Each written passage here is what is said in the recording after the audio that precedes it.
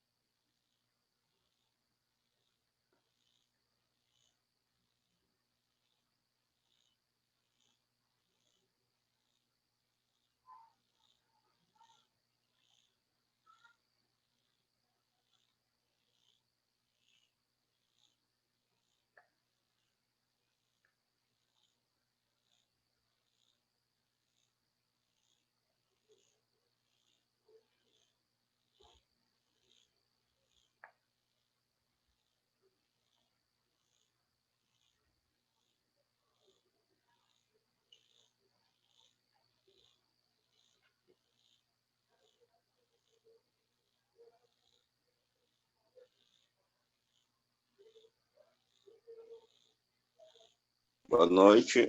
Boa noite.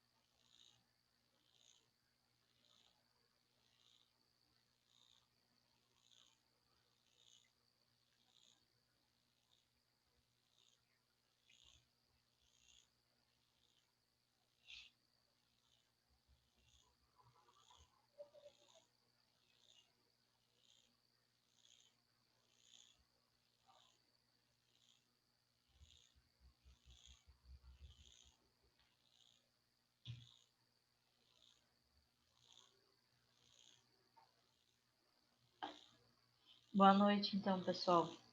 Vamos começando a nossa aula mesmo com o público reduzido. Como eu disse na aula de ontem nós fizemos uma introdução sobre controladores. E hoje, na sequência, então, seguindo na linha de controladores, a gente vai falar sobre as linguagens de programação. Então, como que a gente pode programar esse nosso CLP. Quais tipos de linguagem, quais as características específicas de cada uma e focar um pouquinho mais no diagrama Leber, tá? Então, é essa a ideia da nossa aula de hoje. Então, a gente vai ver algumas considerações iniciais, falar sobre a norma IEC 13613-3, que é a que controla essa parte, né, que vai nos indicar as possíveis linguagens de programação. E aí a gente vai ver que a gente tem dois grupos de linguagem de programação de CLP.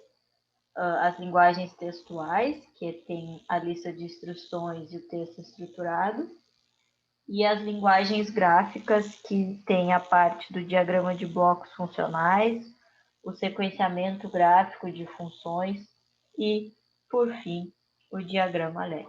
Tá? Então, basicamente, a gente pode dividir as linguagens de programação em dois grupos, textuais e gráficas, totalizando 5 diferentes linguagens de programação.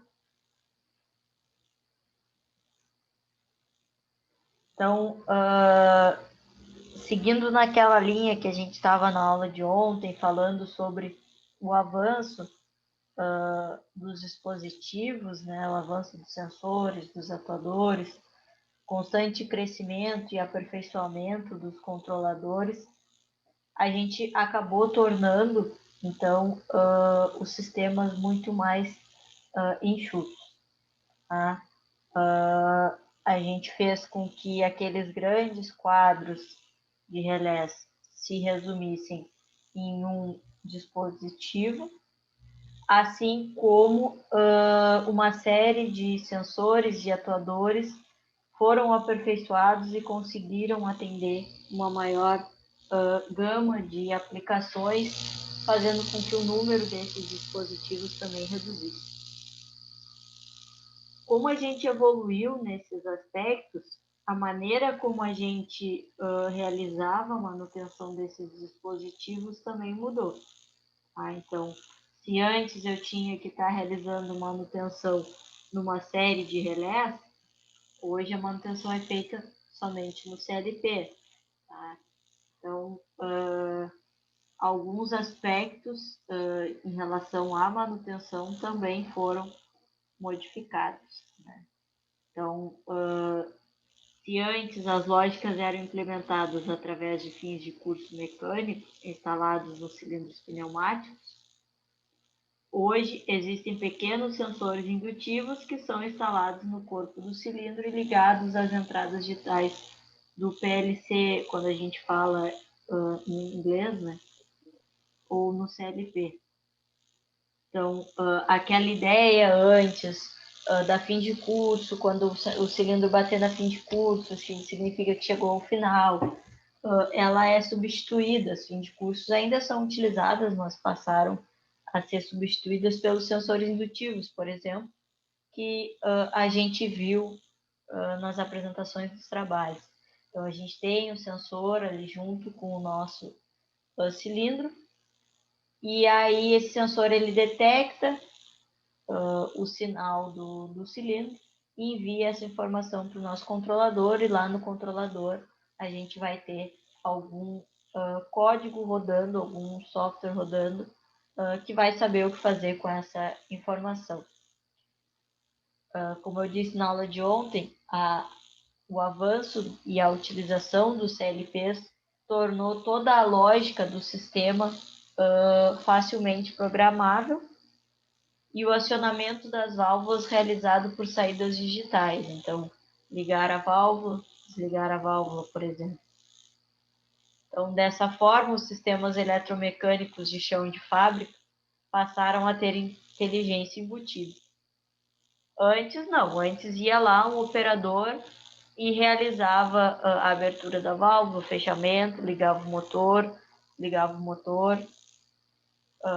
agora não. Agora eles agem de forma automática, eles têm uma inteligência por trás que vai dizer o momento exato que eles precisam mudar o estado deles, né? E aí isso acontece sem a intervenção do operador, sem a intervenção do humano. Então, esses dispositivos, eles passaram a ganhar uma inteligência que antes eles não tinham. Antes, precisava que alguém agisse neles. Esta mudança de lógica rígida para programável, aliada aos avanços na instrumentação de campo, passou a exigir mais do profissional, com demanda pela solução de mais problemas e cada vez mais desafiadores.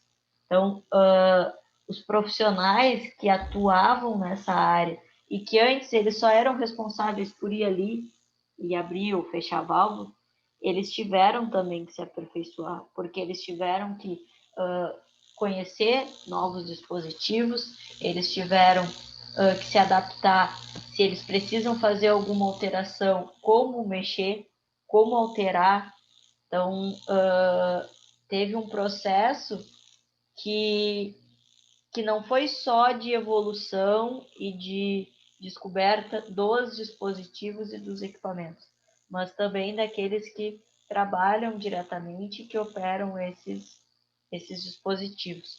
Então, aquele cara que antes era o responsável por ligar e desligar determinados componentes, ele precisa agora interpretar o que ele está vendo, de repente, numa tela de um sistema supervisório ou de um CLP, para ver se o sistema está funcionando da maneira como deveria. Então, e se ele não tiver, ele vai ter que saber interpretar aquilo que ele está vendo para identificar onde está o problema. Então, ele também teve que passar por um processo de aperfeiçoamento e de estudo. E aí, então, que começam a surgir novas profissões, né? São profissões que não são muito antigas, como a minha de engenheiro de automação. Então, se precisou criar profissões e se estudar áreas específicas que pudessem atuar nesse meio. É claro que vocês, como técnicos em elétrica, vocês vão conseguir operar e trabalhar com a maioria dos dispositivos, tá? Depois que o sistema está funcionando, vocês tranquilamente conseguem trabalhar e identificar algum erro e mudar algum parâmetro específico, interpretar. Agora, fazer toda a lógica, desenvolver todo o programa que vai fazer com que aquele sistema ele funcione, aí já é um pouco mais complicado, porque ele demanda alguns conhecimentos específicos, principalmente relacionados à programação e o entendimento desses dispositivos quanto a como programar e como eles funcionam. Aqui eu vou trazer uma ideia para vocês entenderem quais são as possíveis linguagens, né? Mais a critério de curiosidade, e focar um pouquinho mais no diagrama LER, justamente por ser a linguagem mais utilizada no âmbito industrial e aquela que, porventura, vocês vão acabar se deparando.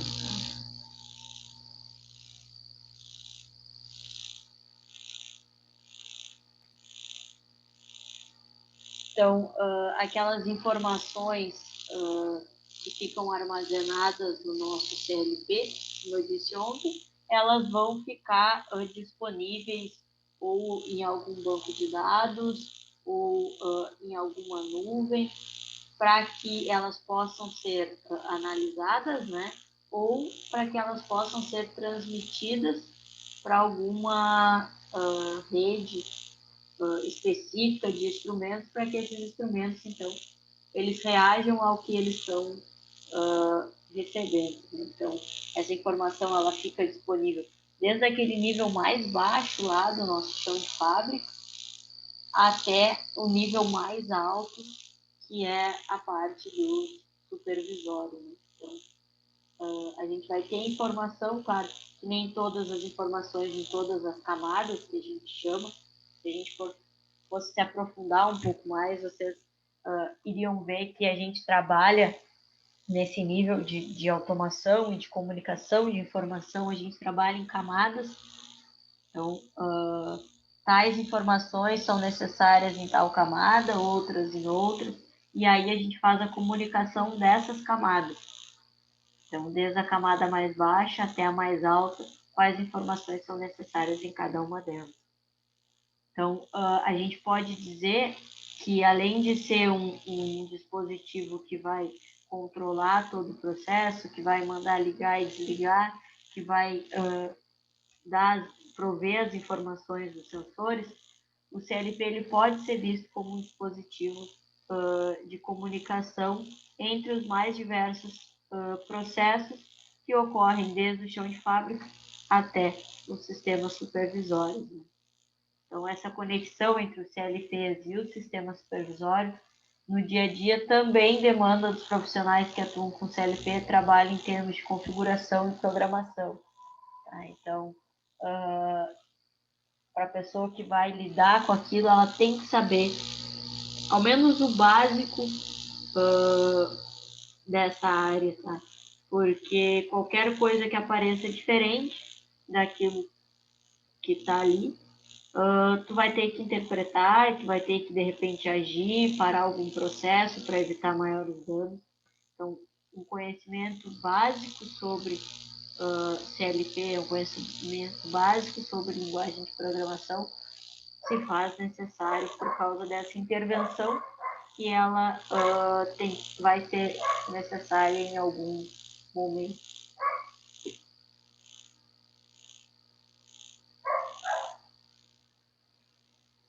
E aí, como quase tudo que a gente estuda, essa área ela também é regida por norma, então especificamente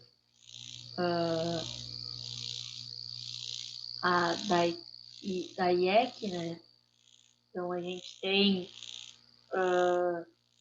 aqui só por quem que ela foi elaborada, né? E o objetivo principal é padronizar os mais diversos aspectos relacionados aos controladores. Tá? Então, se vocês consultarem essa norma, vocês vão ver que nós temos diversos aspectos relacionados aos controladores que são abordados nessa norma, principalmente relacionados às linguagens de programação, para que a gente consiga padronizar esse processo de algo que ainda é novo. Tá? A gente pode dizer que ainda está em constante evolução e novas linguagens surgindo e novas características que precisam ser abordadas. Então, essa norma tende a padronizar isso, né?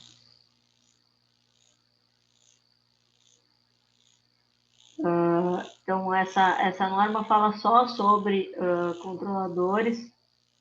Ela é composta por 8 partes, sendo que a parte 3, que vai falar sobre as linguagens de programação e os modelos de software. E aí a gente entra numa questão que é, antigamente, a norma ela nos dava 4 linguagens de programação, tá? Lista de instruções, diagrama ladder, diagrama de blocos funcionais e texto estruturado. Eram essas 4 que faziam parte e que hoje, se vocês forem pesquisar, vão ter sites que vão abordar 4 linguagens e vão ter sites que vão abordar 5, incluindo o sequenciamento gráfico de funções.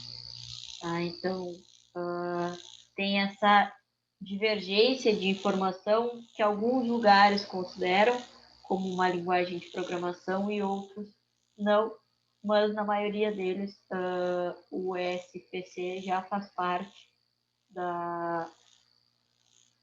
do grupo das 5 linguagens de programação, não CLP, tá? Então, como eu disse, a gente tem o primeiro grande grupo, que é o grupo onde nós temos as linguagens textuais, e nós temos 2 tipos, a lista de instruções e o texto estruturado.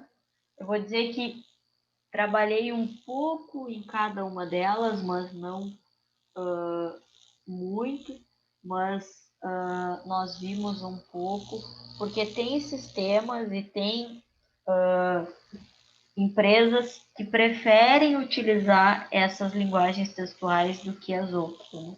A gráfica é mais fácil visualmente. Tu olhando aquela lógica, tu consegue entender a ideia geral daquilo que está sendo implementado. A textual não. A textual já requer um conhecimento a mais sobre a linguagem de programação. A lista de instruções é muito parecida com a Assembler, talvez alguns de vocês já devam ouvir falar. É uma linguagem bem antiga, uma das primeiras que surgiram, né? Então, ela é basicamente uma sequência de instruções, como se tu fosse fazer uma lista de um supermercado e tu coloca o que tu precisa, tomate, batata, cebola, um em cada linha. E aí, conforme tu vai passando por aquilo, tu vai pegando e vai passando para o próximo. Então, a lista de instruções é basicamente isso. Ela é uma sequência de instruções. Cada instrução em uma nova linha. E aí a gente vai ter o operador, que vai ter os modificadores, né? E, se necessário, para a operação particular, um ou mais operandos separados por vírgula. Tá? Então, a ideia da lista de instruções é essa aqui. Eu vou ter, então, um operador, né? Eu tenho aqui uma tabela que me informa quais os operadores, o que eles fazem, né? E aí eu vou ter um operador atribuído a uma entrada ou uma saída, no caso aqui uma entrada, input, tá? E o endereço dela. Próxima linha eu tenho um outro operador associado a um outro operando. No final, um outro operador associado ao outro operando. Então, se eu tiver 5 bilhões de instruções, eu vou ter 5 bilhões de linhas, uma embaixo da outra. E é assim que eu monto essa lógica de programação. Então, a gente pode ter essa instrução precedida por uma etiqueta de identificação, né? Um comentário, se necessário, e presente deve ser o último elemento na linha. Linhas vazias podem ser inseridas entre instruções. Então, essa é a ideia. Eu vou ter uma etiqueta, essa etiqueta não vai ter efeito no código, é só para eu identificar alguma coisa. E o comentário sempre nessa lógica, entre parênteses, com o asterisco, para que ele não interfira. Por quê? Porque qualquer coisa que eu coloque de diferente aqui, ele vai achar que é alguma variável que ele tem que ler, alguma coisa que ele tem que fazer. E se ele não encontrar aquilo, vai dar erro. Então, eu preciso ter cuidado nas questões a mais que eu vou estar inserindo. Né? Depois a gente tem o texto estruturado, que já é mais parecido com C, com Pascal, que é uma linguagem de alto nível, tá? Então, para quem é programador mesmo, aí eu estou até fugindo do engenheiro de automação, estou indo para o engenheiro de computação, ele vai preferir essa linguagem, ele vai preferir texto estruturado, tá? Mas para o entendimento, ela não é uma linguagem muito visual, assim, então precisa se avaliar. Só que em questão de rapidez de processamento, de opções que a gente vai ter para estar criando o nosso programa, ela é uma das linguagens mais completas nesse sentido. Então, ela tem uma série de elementos que são essenciais e que a gente usa muito, tá? Em linguagem de programação, if, else, for, então que são instruções que a gente vai estar utilizando. Por exemplo, um for num sistema, eu vou colocar dentro desse for uma condição que vai me dizer que o meu tanque tem que estar entrando água até ele atingir determinado nível. Enquanto ele não atingir tal nível, a válvula segue aberta e segue entrando fluido no meu tanque. Então, isso seria uma parte de um código que seria colocada dentro de um for, por exemplo. Eu vou repetir aquela ação até que alguma condição seja atendida. Então, mas aí a gente já está falando de uma linguagem um pouco mais robusta, né? Um pouco mais de alto nível, que vai nos prover algumas coisas que as outras não vão. Né? Então, as expressões num texto estruturado são compostas de operadores e operandos. E aí um operando pode ser um literal, uma variável, uma chamada de uma função ou outra expressão. Então, aqui a gente tem diversos operadores, né, sobre essa linguagem. Então, o que eles vão... Como que a gente identifica, né? No caso, se lá, quando eu queria falar de soma em lista de instruções, eu tinha que colocar ADD, aqui em texto estruturado eu só vou colocar o mais e aí eu vou saber o que eu quero fazer. Então, aqui é um exemplo de uma linguagem em texto estruturado. Eu vou ter um somador, que ele está 0, e aí, enquanto a minha variável for 1, não passando de 3, eu vou seguir para a próxima linha. Enquanto o J for 1 e menor do que 2, eu sigo nisso aqui. E aí eu vou fazendo o somatório até que depois eu retorno o valor desse somatório. Então, é mais difícil de entender para aqueles que não conhecem e não têm uma base de linguagem de programação, mas para quem trabalha efetivamente com isso, é muito melhor de estar utilizando texto estruturado. E aí as linguagens gráficas são as 3 que eu falei, elas já são muito mais visuais, tá?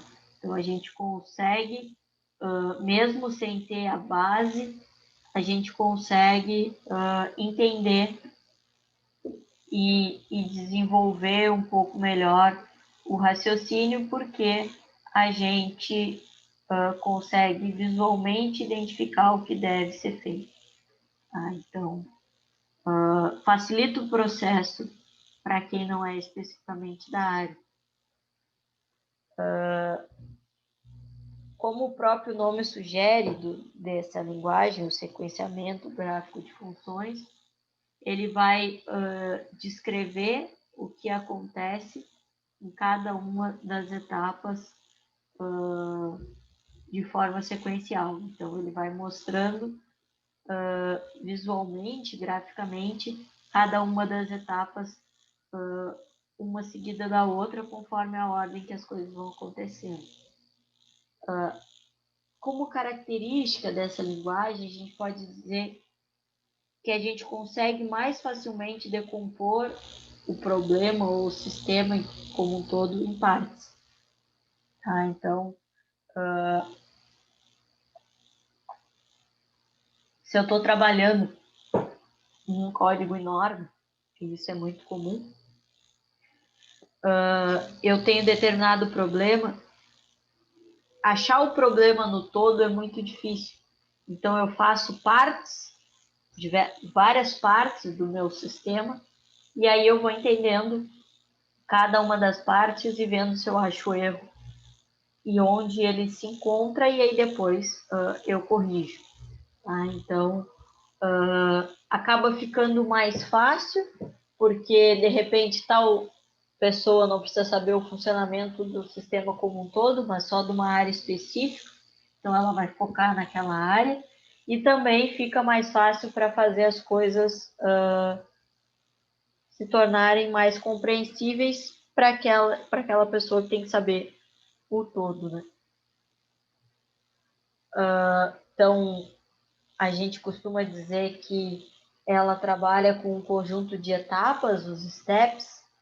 Então, a gente liga bloco de ação e bloco de transição. Então, o que eu tenho que agir, o que está ali só para comunicar uma coisa a outra, né? E a gente sempre atribui a essa transição um verdadeiro ou falso. Então, é verdade que o tanque está cheio? Se for verdade, eu vou para determinado bloco do meu sistema. Se não for, eu vou para outro. Então, eu sempre ligo as coisas através desse verdadeiro ou falso, do on-off, para que a gente consiga fazer as coisas se comunicar. E aí, quando for a verdadeira, ela vai esquecer a anterior e vai passar a ativar só a próxima. E se não for, ela segue ativa até se tornar verdadeira. Então, pensem como sendo etapas de um processo ou como sendo partes de um chão de fábrica. Então, aqui eu teria uma parte, por exemplo, um controle de nível do meu sistema. Aqui eu vou ter, por exemplo, a outra parte. Então, se o meu tanque ele estiver cheio, ele vai para cá. Se ele não tiver, ele vai seguir enchendo. Tá? Então, aqui é o verdadeiro, aqui é o falso.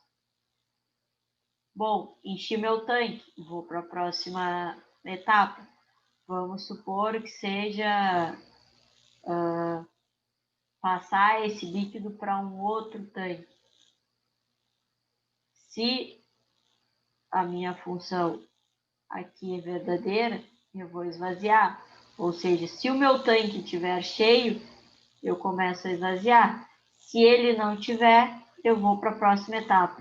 Então, cada step desse é uma parte do meu sistema. E eu sempre vou ter uma transição entre eles para se comunicar, sendo essa transição um V ou F, para saber se eu posso ou não posso avançar para o próximo step. E sempre que eu avançar para o próximo, eu desativo o primeiro. Então, quando eu cheguei no step 2, cancelo o step 1. Aí eu vou avançando, até que eu vou encontrar alguma parte do meu sistema que o comando seja retorna para o step 1. Aí sim, aí eu reativo o meu step 1 e cancelo os outros.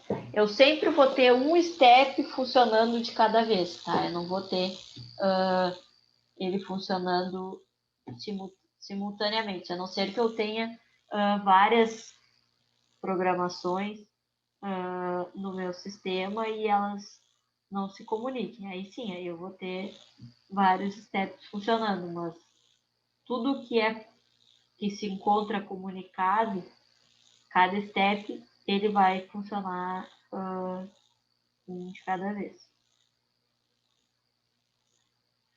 Depois do diagrama ladder, tá? O diagrama de blocos funcionais é a linguagem mais visual e mais utilizada, tá?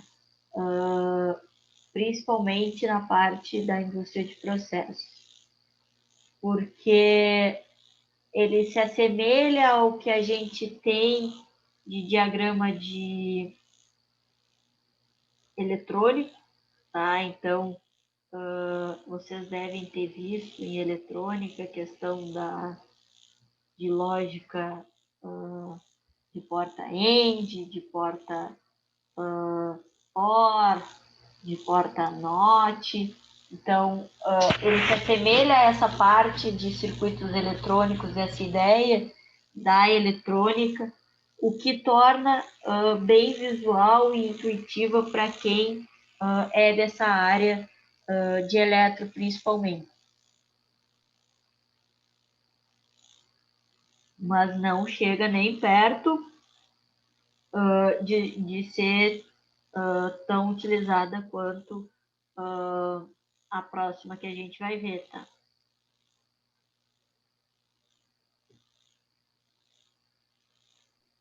Ô, Monsora, Oi. como é que eu faço pra botar meu nome ali no lugar do A50 aquele ali? Vai ter ali onde tu aparece os participantes, tem. No meu tá em inglês, tá? Vai dizer more. Ah, tá, tá. Aí ali vai dizer rename. Eu posso Tá. trocar aqui para ti. Renomear, não, tá, eu vi ali agora, já deu, acho, já saiu já aí, né? Já tá, já tá Everson aqui. Tá, valeu, professora. Nada. Voltando, então a ideia dessa linguagem é associar basicamente duas variáveis de entrada e atribuir a elas uma saída. Então, a gente liga essas variáveis por meio de links. Então, por exemplo, aqui a gente tem um exemplo, a gente tem uma variável de entrada a uma entrada de um bloco, e tem aqui a variável de saída. Então, as nossas entradas é o A e o B. Tá? Quando eu identifico aqui, vocês devem ter visto isso em eletrônica, eu espero que sim, eu estou negando a informação que está vindo da minha variável B. Então, por exemplo, para ter um C, vamos supor que isso aqui é uma porta AND, para eu ter o meu C, eu preciso que tanto A quanto B sejam verdadeiros. Se no A chegar V, beleza? Se no B chegar V, o sinal que eu vou estar mandando é F, porque eu estou negando a informação. Então, para eu ter V aqui, eu vou ter que entrar com F para obter o V. E aí, quando eu tiver as duas informações verdadeiras, eu vou atuar na minha saída ou vou modificar o valor da minha saída, enfim, depende da lógica que está sendo implementado, tá? Mas a gente precisa se dar conta disso. Eu tenho essa bolinha aqui, que aí está representando um sinal de negação. Então, se eu chegar com, dependendo da minha informação, pode ser até a informação que eu quero, mas na saída ela não vai me resultar a informação que eu quero, porque ela vai estar resultando na informação negada.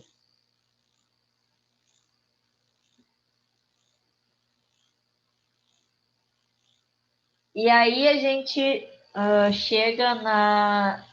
A ideia era trazer para vocês um apanhado geral, para vocês saberem quais existem exemplos, né, quais as instruções, mas o principal para vocês saberem é o nosso LD, o nosso diagrama Ledger. Tá? Então, essa linguagem ela consiste em um grupo de instruções utilizado para controlar um equipamento e sua lógica assemelha-se à lógica de relé.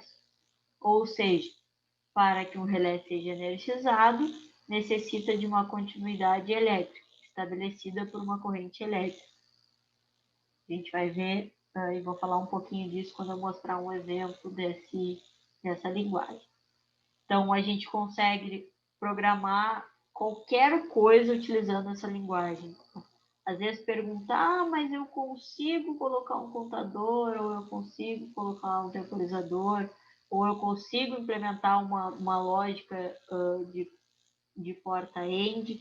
Sim, eu consigo implementar desde as funções mais básicas até as funções mais complexas através dessa linguagem.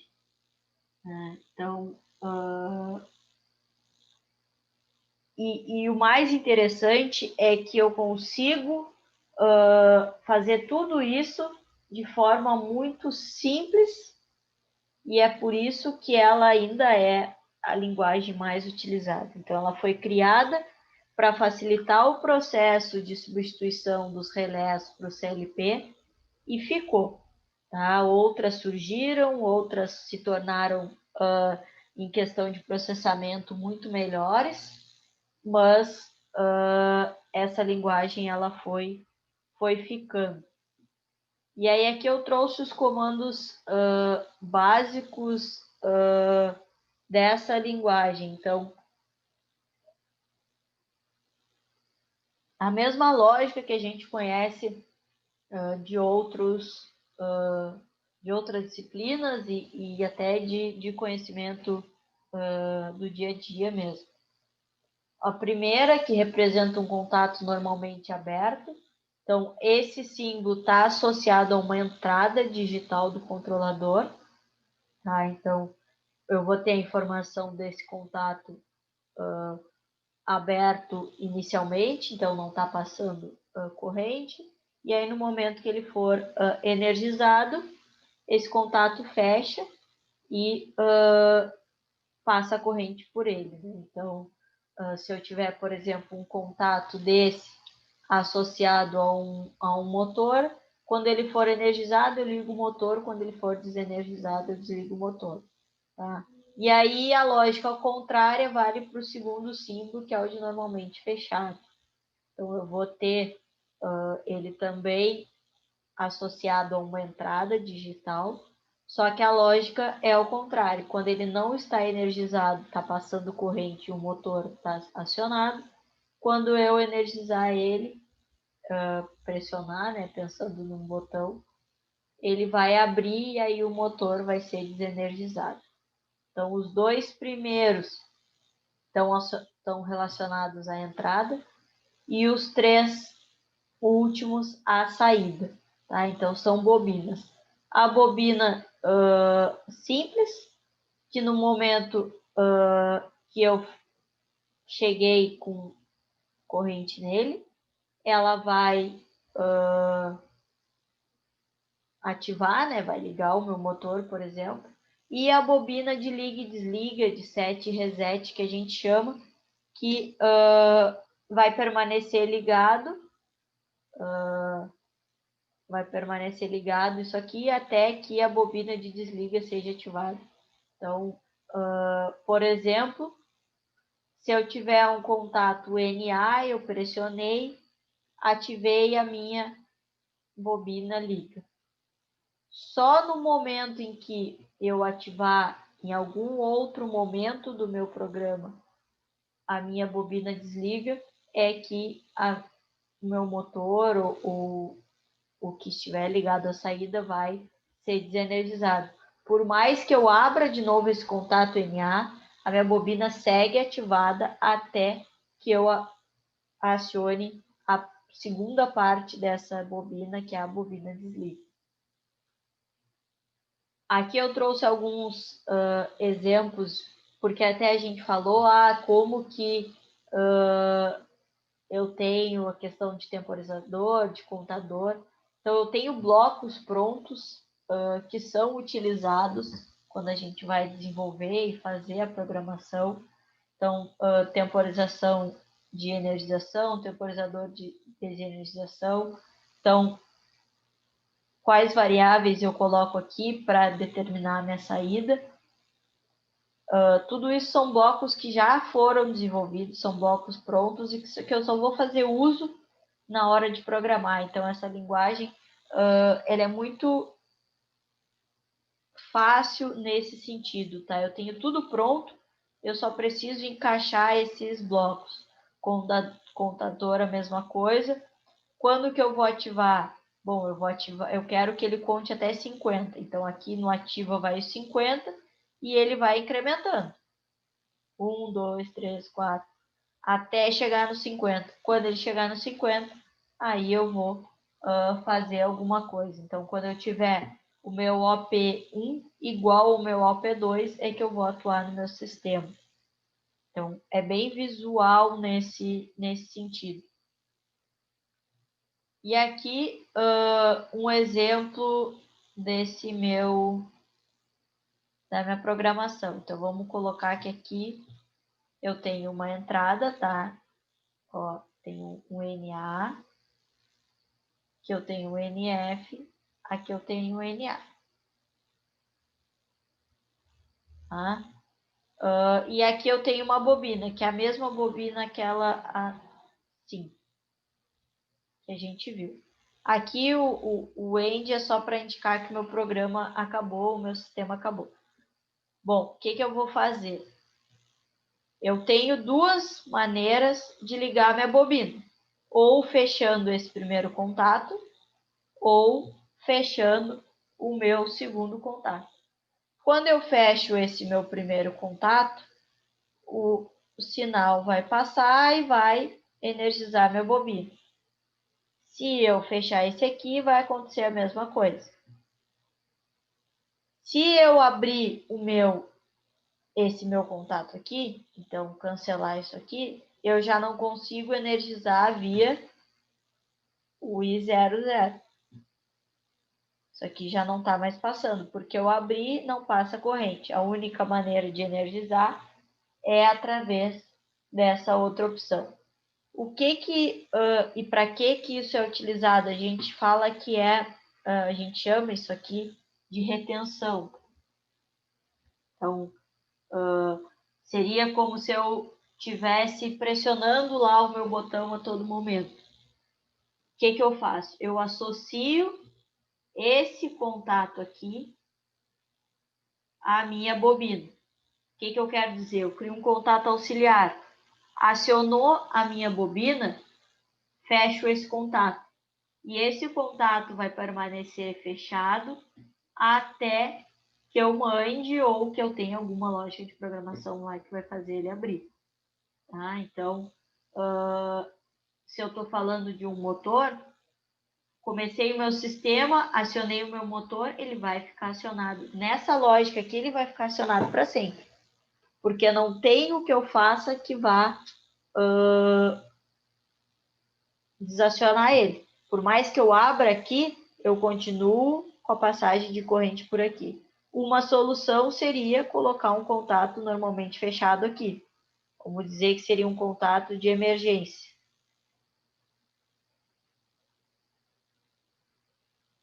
Deu alguma pane, eu vou lá, abro o meu contato e aí sim, aí eu interrompi essa passagem aqui. Mas só da maneira que tá, eu vou ficar com o meu motor ligado para sempre, tá? Não tem o que eu fazer, a não ser que eu vá lá manualmente e desligue ele. Bom, aí beleza. Mas, segundo essa lógica de programação aqui, ele fica ligado para sempre, sem desligar. Poderia utilizar aqui uma lógica de set reset, por exemplo. Vamos supor que aqui eu tivesse um set e aqui fosse um reset. Acionei, fechei aqui, setou, ou fechei aqui, uma das duas opções. Isso aqui é uma lógica ou. Uma das opções energizou. E aí aqui eu coloco um temporizador, por exemplo, que tem que contar até 30 segundos. No momento em que isso aqui é ativado, eu tenho uma entrada associada a isso aqui. Então, uma entrada associada ao set aqui. Liguei, fechei aqui, começou a contar o tempo. Quando ele atingir os 30 segundos, eu vou lá e desligo aquele motor. Então, poderia ser uma lógica, por exemplo, da cancela que a gente vem falando. O sensor está aqui na minha entrada, detectou a presença, fechou o contato, ativou a minha cancela. A cancela levantou, começou a contar o tempo, atingiu o tempo que eu quero, vou lá e desligo e a minha cancela fecha. E aí tudo volta ao normal até que o sensor novamente seja ativado. Então, uma lógica simples, mas que serve para o que a gente estava fazendo. Quando é que isso começa a complicar? Bom, começa a complicar quando eu tenho vários sensores associados e que eles associados vão fazer com que alguma coisa atue no meu sistema. Começou a colocar vários dispositivos, começou a complicar a lógica de programação. Tá? Não é tão simples assim quanto parece. Aqui a gente está vendo um caso bem simples. Tá? Aqui a gente tem outro, então vamos considerar que a gente tem essa lógica que está aqui implementada dentro do nosso CLP. Eu tenho um switch aqui, eu vou mexer nele, então peguei o meu switch e girei a chavezinha. No momento em que eu fecho o contato do switch, tá? Eu energizei isso aqui. Se eu energizei isso aqui, eu cheguei à minha saída, que é uma lâmpada.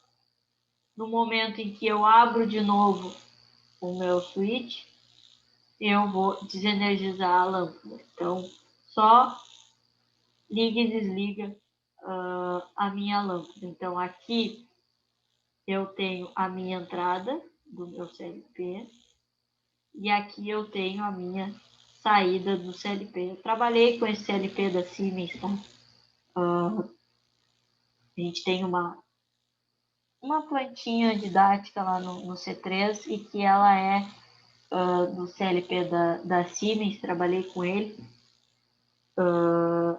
Mas a gente passou um trabalho porque o programa dele era ainda em fase de teste, não era muito eficaz, trancava toda hora, tinha problema de comunicação, mas foi. Então, aqui uma lógica bem simples para vocês entenderem como que as coisas se associam. Então, precisei girar minha chave aqui para o meu contato fechar e energizar minha saída. Voltei com a minha chave, abri de novo, desenergizei a minha lâmpada. Bom, eu quero que... Alice, Oi. Um kit Arduino pode ser considerado parecido com uma CLP? Cara, é assim, ó. O Arduino é um controlador assim como um CLP, Uhum. tá? É bem Pra- basicão, né? Isso, para aplicações diferentes. O Arduino ele atende aplicações, por exemplo, residenciais, de automação residencial, muito bem, tá? Às vezes quer fazer determinada aplicação com o Arduino, ele atende. Ah, mas o Arduino não pode ser utilizado para o meio industrial? Pode. Pois é, lá dentro da Vetorial tem um painel Arduino, do lado da CLP. Exatamente. O meu TCC do IFE, eu utilizei um Arduino para fazer o controle da esteira, fazer o controle do braço robótico, fazer o controle de um sensor indutivo e de um sensor ultrassônico. Seria por quê? Porque ele é aberto ou não? O porquê? Desculpa? Seria porque ele é um sistema aberto? Não, ou Isso. não? O CLP ele tem um custo muito mais baixo. Para te programar ele é de código aberto, então fica mais fácil, tem muita biblioteca pronta do Arduino. Eu quero controlar um motor, tem uma biblioteca pronta já, tu só vai lá e usa esse código e ele controla o motor. Então, ele tem muita coisa pronta, tá? Eu tenho um Arduino aqui na minha casa, porque a gente usa muito, muito mesmo quando a gente vai fazer o curso, principalmente de automação industrial no IFE, tá? Porque é muito mais barato para o aluno ter. Inclusive vende, se vocês procurarem, vende maletas, kits prontos de Arduino já com sensores, vários tipos de sensores. Tu já viu aqueles kit Lego Arduino? Pode fazer robozinho? Sim, sim, sim. Eu lá na FURG tem, a gente trabalhou aí vem É bem sensor de legal. cor, vem. Na Vetorial nós fizemos um projeto assim, cada equipe fazia um robô, bem legal. Aqui, por exemplo, quer ver? Gente, estou pesquisando aqui para vocês. E a gente tem vários tipos de Arduino, não sei qual tu usou, mas a gente tem Arduino Uno, Mega, Duo. Ó, aqui a gente tem, acho que vai estar aparecendo para vocês. Deixa eu tentar ampliar a imagem aqui. Deixa eu apagar só os meus rabiscos. Aqui a gente tem um exemplo de um kit Arduino. Então a gente já tem os conectores, né? A gente tem LEDs de várias cores, a gente tem resistores, a gente tem o próprio Arduino, nesse caso Uno, a gente tem diodos, aqui a gente tem um LDR, que é um sensor de luminosidade, a gente tem botões, a gente tem um potenciômetro, que é para a gente estar alterando a resistência do mínimo até o máximo. A gente Ele tem parte do princípio, ele funcionaria como auxiliar, né? Tipo numa residência, numa contactora. Sim. A Porque ele gente é tem baixinho, né? um servo motor, que aí é o que eu utilizei para fazer a movimentação das juntas do meu braço robótico. Tem o sensor ultrassônico. Esse kit aqui é bem completo, tem até teclado aqui, ó, tem display. Então, tem muita coisa. Tem até um motorzinho pequeno aqui, ó. Capacitores eletrolíticos, capacitores de cerâmica. Tem coisas que daqui eu não consigo identificar o que é, mas... E tu vê, tu compra tudo isso por 260, já com o controlador. Isso é impossível de tu chegar, tu não chega nem perto com o CLP. No meio industrial não dá, né? Então, qual é o problema? O problema do Arduino é que ele é acionado por 5 volts. Então, para te tu tem que ter esse cuidado. Então, o Arduino ele é energizado pela porta USB do computador. Tá? Então, são dispositivos que são específicos para Arduino. Tá? Mas a gente consegue fazer muitas coisas com ele. E agora tá cada vez mais no mercado o Raspberry Pi, que é um Arduino melhorado. Ele é um computador, então ele vem ali um Ubuntu nele, um Linux, tu conecta ele numa tela, tu mexe como se fosse um computador. Então, tem várias versões do Raspberry Pi. Eu usei o Raspberry Pi 3, mas já tem versões mais novas que lidam melhor com isso. Ele é bem melhor do que um Arduino. Aqui tem um exemplo de um Raspberry Pi. É um computador. Tá? Ele tem 4 GB de RAM, ele tem USB 3.0, USB 2.0, chega internet nele. Então, se tu quiser usar como um computador, tu pode usar. Vai ter um navegador lá para te pesquisar. E aí ele tem comunicação Wi-Fi já nele. Então, vamos dizer assim, tá longe ainda de ser um CLP, mas ele já é um meio termo entre o Arduino e o CLP. Dá para, como a gente diz, dá para brincar um pouco mais do que a gente conseguiria brincar com o CLP. Mas para automação residencial, tem bastante coisa que a gente consegue fazer com o Arduino.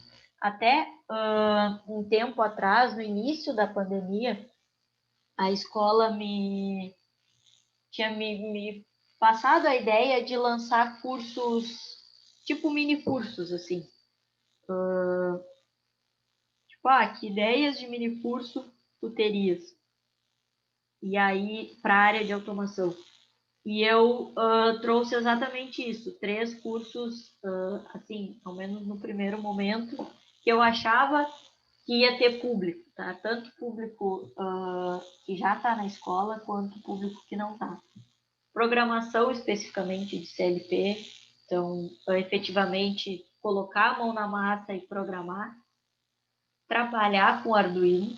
Tem um monte de aplicação bem simples que a gente pode fazer que com pouca coisa de Arduino e que dá uma baita noção para o resto, né, para as coisas mais avançadas, e sistema supervisório. Mas não se levou adiante, não sei a que pé anda essa ideia, mas seria um mini curso que eu gostaria de dar, esse de programação de Arduino. Tem bastante coisa que a gente poderia tá vendo em relação a esse controlador e que dá uma base para se entender outros controladores, né, outros sistemas. Não sei como que é utilizado lá nessa aplicação, que diz que é ao lado do CLP. De repente ele tem alguma finalidade mais específica, alguma coisa que só ele controle, ou ele está comunicado com o CLP, aí só vendo, né, a aplicação em questão para analisar isso.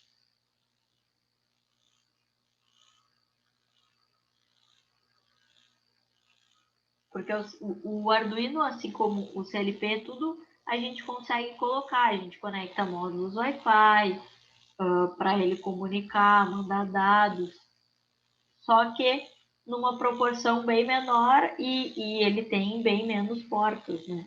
Então ele tem um limite de portas, ele não tem essa ideia do CLP da gente ir adicionando módulos, né, no caso.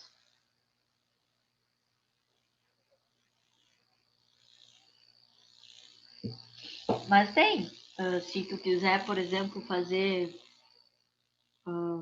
automatizar a iluminação da tua casa, consegue fazer com Arduino, não precisa usar um CLP.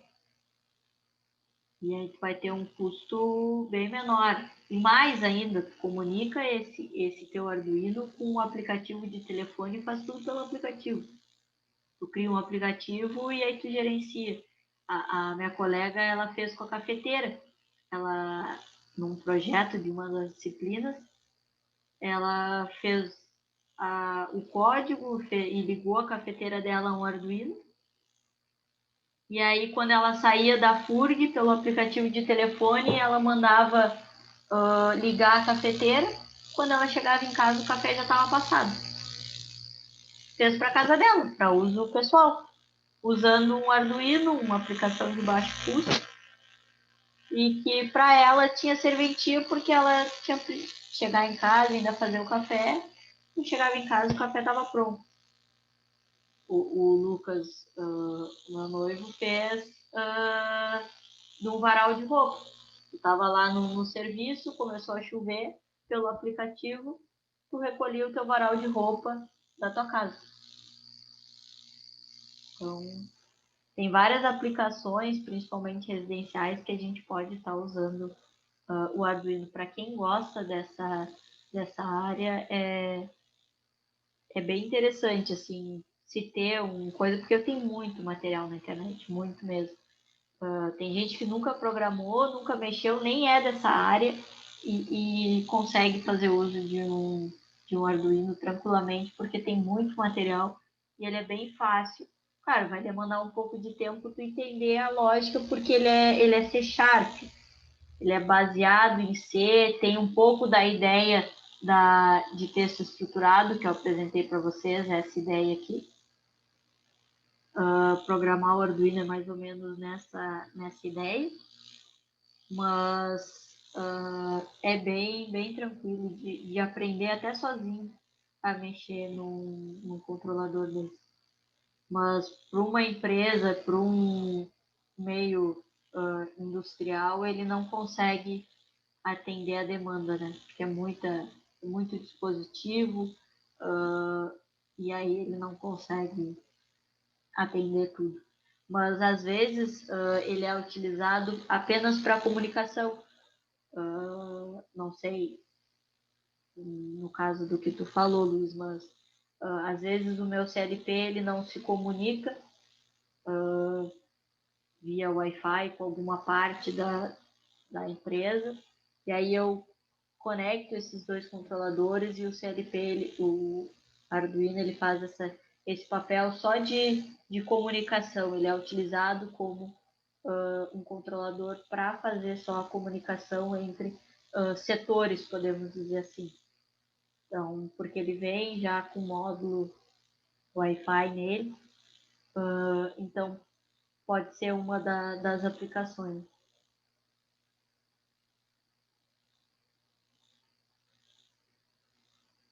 Vou até dizer para vocês, se eu ficar aqui, eu fico falando de Arduino para vocês e coisa, porque eu gosto, mas todos os meu TCC foi baseado em Arduino, o meu TCC da engenharia foi usando o Raspberry, porque o CLP é muito difícil da gente ter acesso, né? Só programei e utilizei CLPs durante aulas, durante disciplinas, mas até ia procurar, não sei se eu tenho um vídeo de uma esteira que eu programei, eu vou dar uma olhada, qualquer coisa eu mostro na aula amanhã. Se eu ainda tenho esse material, o tamanho do código que ele ficou para controlar uma esteira e posicionar os objetos. Não sei se alguém já trabalhou, já mexeu num CLP ou algum outro controlador.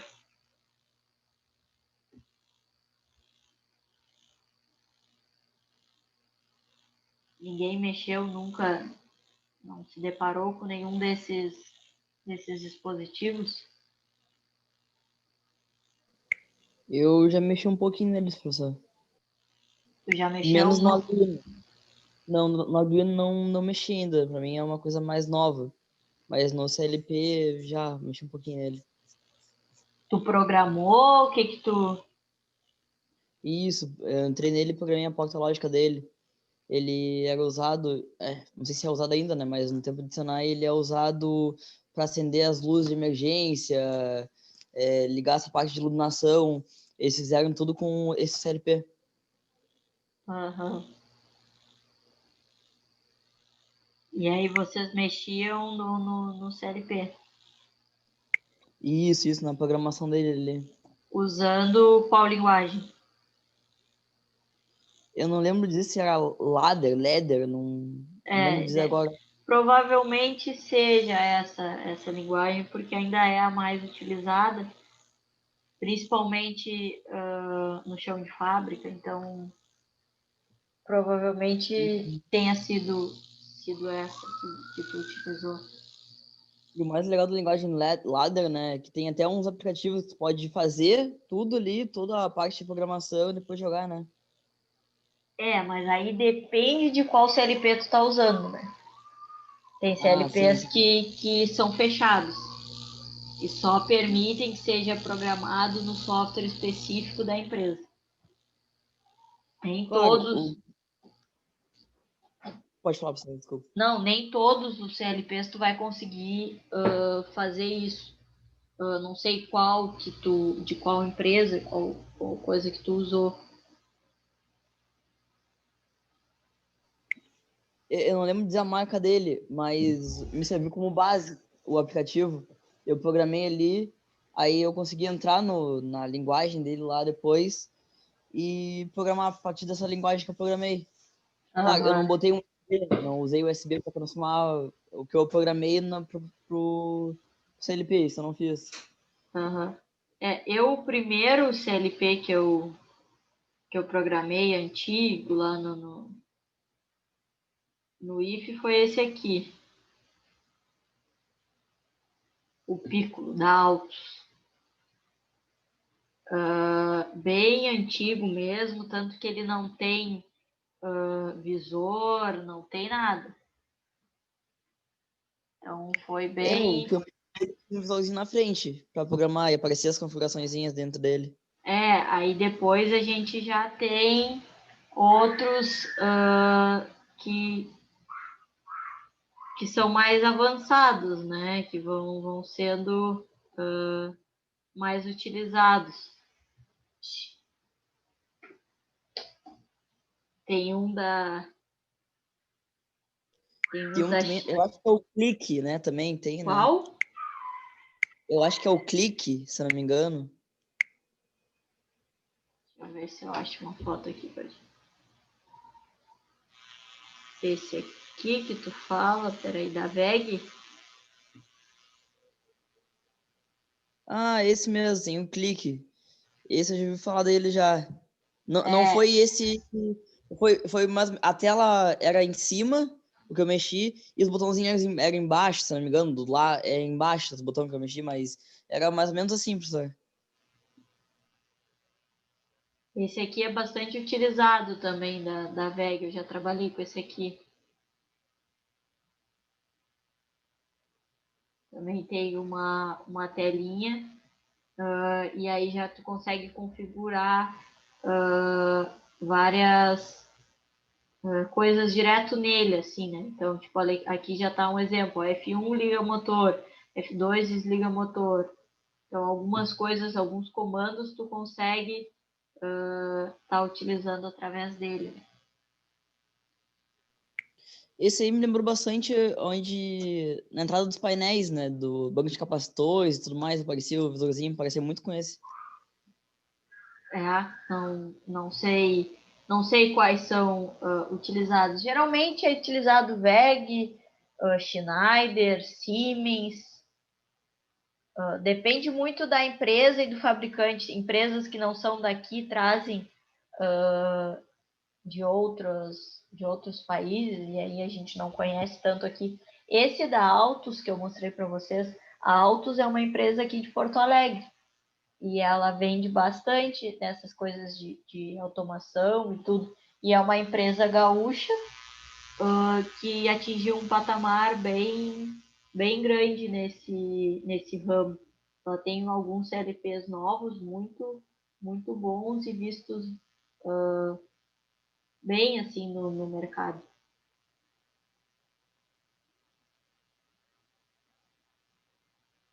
Ninguém mais É uma pena. A gente não tem a oportunidade de trabalhar com ele pessoalmente, né, professor? Eu nem sei. Eu até vi hoje uma foto que estão mexendo nos laboratórios, né? Parece que vai ficar bem, bem interessante os laboratórios, botaram no grupo.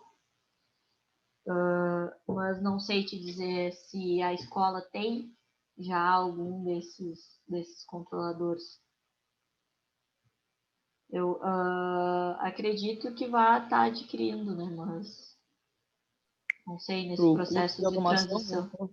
Hã? Ainda mais pro curso de automação que eles vão abrir, né? Por curso de automação não vai ter como ficar só com Arduino, vai ter que ter alguma coisa de CLP. Não tem como. É necessário, principalmente se for focar em automação industrial. A automação industrial tem que ser focado em CLP. Tu pode até vir a trabalhar e a ter disciplinas associadas ao Arduino, que também é interessante. Mas o CLP é essencial. É verdade, CLP, inversores também, né? Softs. Sim, sim. Mas isso, soft e essa parte de comandos já seria interessante até para vocês, né? Não especificamente para automação.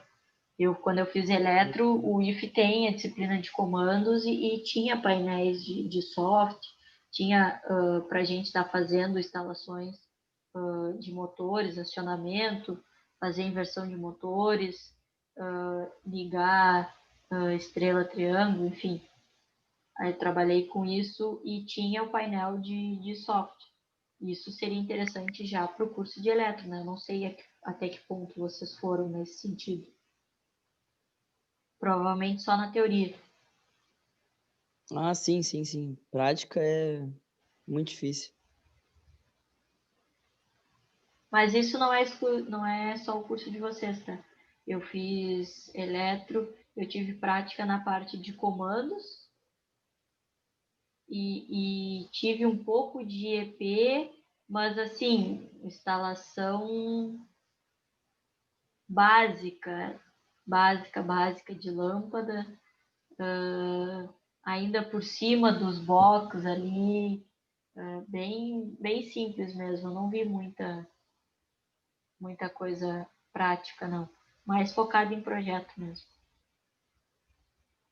Ah, sim.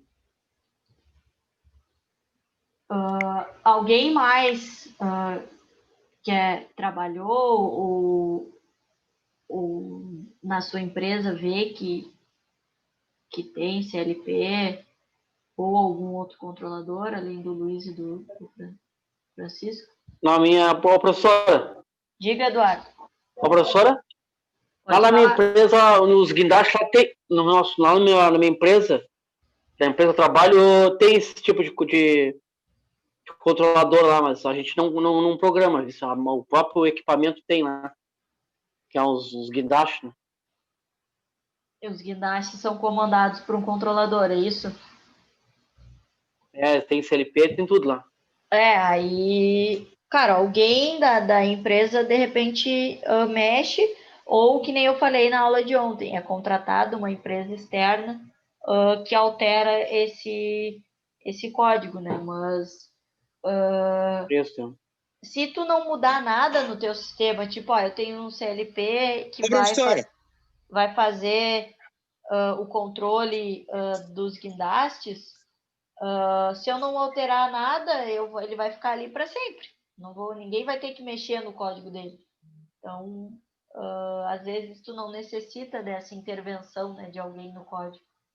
Diga, Everson. ô, professora, olha aqui, ó, desculpa atrapalhar a explicação que a senhora estava dando aí pro colega. É que vai acabar meu intervalo aqui, eu vou ter que voltar a trabalhar, viu, professora? Tá, não, tranquilo. Tá bom? Tu Tá, tá no valeu. turno da noite? Não, na realidade eu tô no turno do dia, só que eu tô fazendo navio, professor. Aí, tipo assim, ó, um faz 12 horas e o outro faz 12 horas, entendeu? E aí, como hoje o Magrão não deu vó, ele se atrasou, eu vou ter que ficar até mais tarde, vou ter que ficar até às 10. Tá, não, só para saber semana que vem por causa da avaliação, mas aí a gente vai conversando, qualquer coisa me chama no WhatsApp que a gente acerta. E pior que quando vê, eu tomo até engaste, professor, por causa que, tipo, vai ter 3 navios agora, que eles carregam com... No caso, a Tanak carrega com as balanças e com o pier da Bianchini, né? E aí eles aproveitaram que a Bianchini não ia trabalhar no final do ano agora, não ia ter navio, botaram os 3 navios da Tanak agora, e eu tenho que ficar de plantão para eles. Tá, professora? Tá, não, tranquilo. Qualquer coisa me chama no WhatsApp que a gente vai conversando. Tá, valeu. Bom serviço. Boa noite. Boa noite.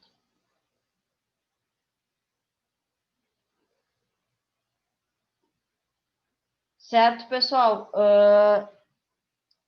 Não tem muito mais do que falar sobre isso. A ideia era mostrar um apanhado geral sobre as linguagens e explicar um pouco sobre como é essa lógica, como que ela funciona. Eu vou tentar trazer Vou ver se eu tenho ainda. Eu andei excluindo muita coisa do meu material, mas eu vou ver se eu tenho para mostrar para vocês um código efetivamente de um CLP, de um sistema não tão complexo, mas para vocês verem que fica um código bem grande, bem extenso, tá? Seguindo amanhã, quem tem que apresentar trabalho, não se esqueça, tá? Amanhã a gente começa a aula com essas apresentações e depois tem o tempo para vocês fazerem a lista de pneumática e de hidráulica, que eu tenho, não sei se eu anotei de todos que tinham me mandado antes, mas pelo que eu anotei aqui, Christian, Eduardo, Luiz e Marcelo mandaram as 2 listas já.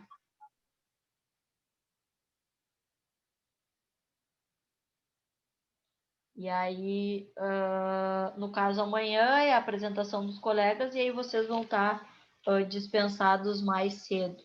O restante vai ter os exercícios para estar fazendo e me mandando amanhã. Mas amanhã tem tempo suficiente, não precisa se preocupar em fazer antes, se não tiver tempo. Amanhã vocês vão ter bem tranquilo, são respostas curtas, bem rápidas de fazer. Professor, Ah, tu teria a possibilidade de botar no grupo de novo? É como eu formatei meu celular, o que eu tinha salvo não tem mais sobre as questões. Tu poderia tá. os trabalhos no grupo? Tu quer o material também? Não, só os trabalhos mesmo, material eu consigo me virar, professor. Eu tenho um outro celular com material, mas o trabalho em si eu não tô achando nesse aqui. Ah, só a lista. Isso, só a lista, as 2 listas. Tá, já tá junto. Já criei uma lista só junto, tem 8 questões, mandei ali. Ah, perfeito, muito obrigado, viu? De nada, tá? Aí amanhã é isso, quem já tiver feito a lista vai estar dispensado, depois da apresentação dos colegas. Quinta-feira a gente vai ver P&D e aí sexta vai ter uma lista, se eu não me engano, com 8 exercícios também, sobre controladores, e aí a nossa prova é segunda-feira com base nessas 2 listas, tá? Então, se atentem a isso. A prova vai ser com base nessas 2 listas. Ou nessa lista de 8 exercícios que tu falou, né? Que é mesmo? Vai ter. Eu criei uma lista junto ali de hidráulica e pneumática, tem 8 exercícios, e vai ter uma outra lista de controladores que tem 8 exercícios. Ao todo são 16 exercícios, e aí a prova vai estar baseada nesses 16 exercícios. Prova segunda-feira. Então, mas além da prova estar baseada na lista, eu ainda vou dar um ponto extra para aqueles que me entregarem as listas.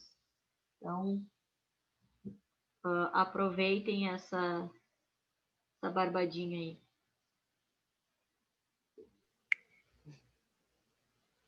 Tranquilo, vamos aproveitar. Certo? Já fiz a chamada aqui.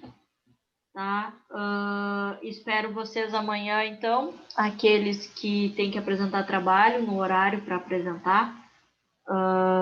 Vai ficar a ordem o Isaac e o Nicolas, depois o Lucas e o Everton, e por fim o Lucas Paiva. apresentam, e aí aqueles que já tiverem entregado a lista estão dispensados, quem não entregou vai ter o tempo para fazer essa lista. Certo? Boa noite para todo mundo e até Boa amanhã. noite. Ok, boa noite. Boa noite. Boa noite.